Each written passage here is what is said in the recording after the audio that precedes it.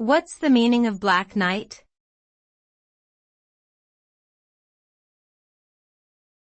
Black Knight.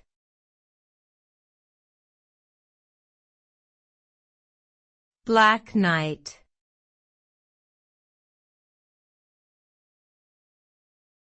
Black Knight.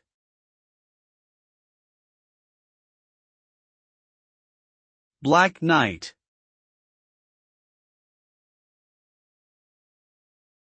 The term Black Knight has several meanings depending on the context in which it is used.